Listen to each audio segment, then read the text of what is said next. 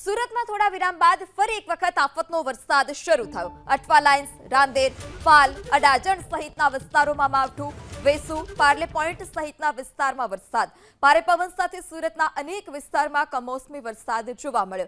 तो राज्य में हजू पण आगामी दिवसों में मावठानो मार जे छे ते लोकोए सहन करवो पड़शे, खेडूतोए सहन करवो पड़शे।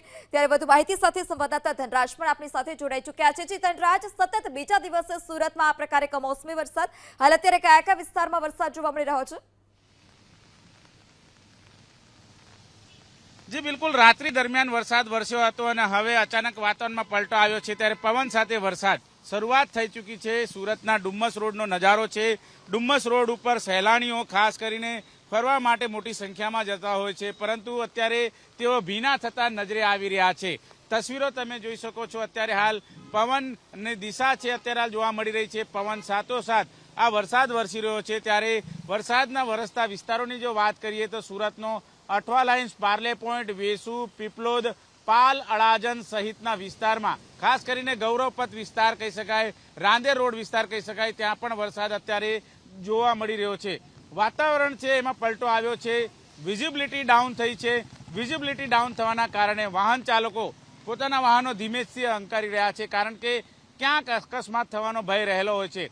परंतु जे प्रमाणे अत्यारे हाल भर उनाळे ચોમાસો જેવો માહોલ છે, હજી તો મે મહિનાની શરૂઆત થઈ છે, 15 જૂન થતી હોય છે ત્યારે વરસાદની એન્ટ્રી થતી હોય છે, પરંતુ આ કમોસમી વરસાદ છે એ લોકોને હેરાન તો કરી રહ્યો છે, પરંતુ સૌથી વધારે ખેડૂતોને રાતા પાણીએ રોવાડશે। કારણ કે જે પ્રમાણે અત્યારે હાલ સુરત શહેર સહિત દક્ષિણ ગુજરાતમાં જે ડાંગરનો પાક છે એ ઊભા પાક ઉપર અત્યારે હાલ આ વરસાદ વરસી રહ્યો છે અને 10 દિવસ બાદ ડાંગરની કાપણીની શરૂઆત થશે।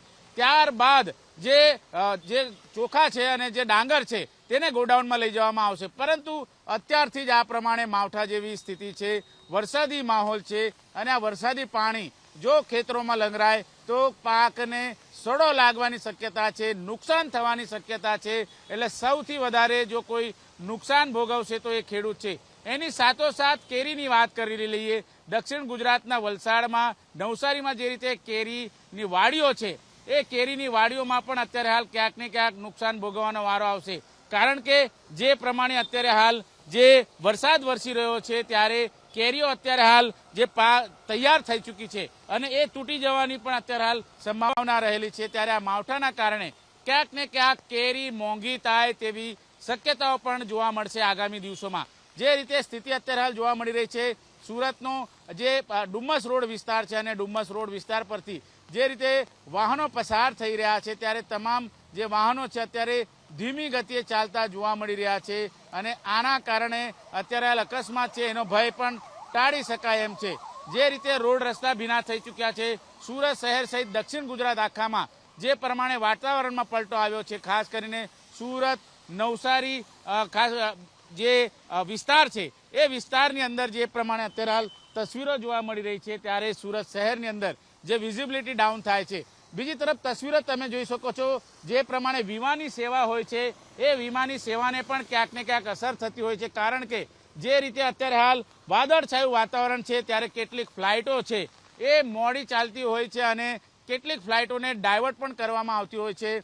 જે પ્રમાણે વાતાવરણમાં પલટો આવ્યો છે, જે પ્રમાણે વાદળછાયું વાતાવરણ છે એના કારણે વિમાની સેવાને પણ અસર થાય તેવી સંભાવનાઓ છે। અત્યારે તસવીર જોઈ શકાય છે, સુરતના અઠવા લાઇન્સ વિસ્તાર છે અને અઠવા લાઇન્સ વિસ્તારમાં ધીમી ધારે વરસાદની શરૂઆત થઈ છે। ખાસ કરીને જે પાલ, અડાજન સહિતનો વિસ્તાર છે ત્યાં કડાકા ભડાકા સાથે વીજળીના કડાકા છે એ સાંભળવાના જોવા મળી રહ્યા છે અને ધીમી ધારે વરસાદ શરૂ થયો છે ત્યારે જે પ્રમાણે ગરમીથી જરૂર રાહત મળી હશે લોકોને, પરંતુ આ જ વરસાદ છે એ અત્યારે હાલ બીમારી લાવે તેવી પણ સંભાવના છે, કારણ કે જે પ્રમાણે ઉનાળાની ઋતુ હતું અને અચાનક વરસાદ વરસ્યો છે અને વરસાદ છે એ જે પ્રમાણે વિરામ લેશે ત્યારે મચ્છરજન્ય રોગચાળો ફેલાવો થાય તેવી પણ શક્યતાઓ રહેલી છે, કારણ કે ઠેક ઠેકાણે આ પાણીના ખાબોચિયા હશે અને ખાબોચિયાના કારણે જે પ્રમાણે મચ્છરોની ઉત્પત્તિ થશે ત્યારે આરોગ્યલક્ષી પણ પ્રશ્નો ઉપસ્થિત થશે। એટલે સુરત શહેરની અંદર જે પ્રમાણે ડુમ્મસ રોડ ઉપર અત્યારે જોઈ શકો છો લોકો છે